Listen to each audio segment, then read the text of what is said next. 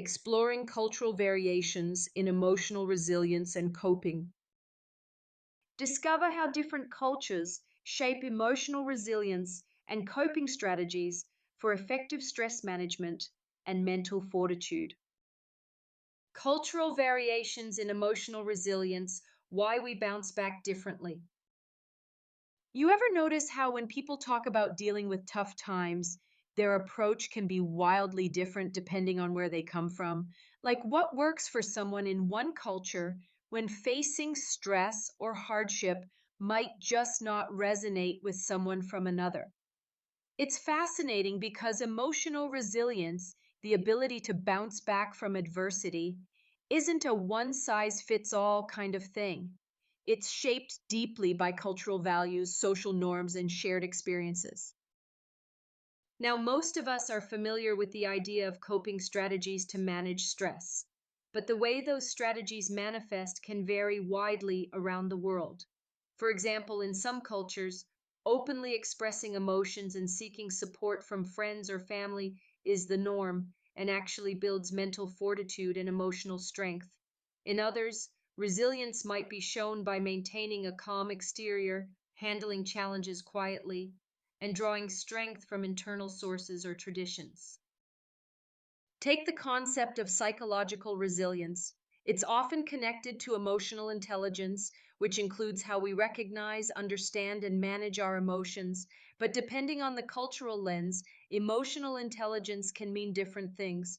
Some might emphasize openly sharing feelings and discussing problems as a way of strengthening emotional resilience. Others may value emotional restraint and patience, where the emphasis is on enduring hardship without burdening others.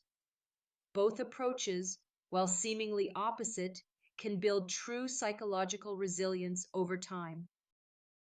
Stress management tools like meditation, prayer, or community gatherings also reflect cultural priorities. In many Eastern cultures, mindfulness and spiritual practices are woven into daily life, which can naturally foster a calm and centered way of handling stress. In contrast, Western societies might focus more on practical coping techniques like therapy and cognitive behavioral tools that promote emotional strength by changing thought patterns and behaviors. One interesting ripple effect is how those cultural coping mechanisms influence the support systems around us. In collectivist communities, resilience is often communal. People pull together, share burdens, and create a network that lifts everyone.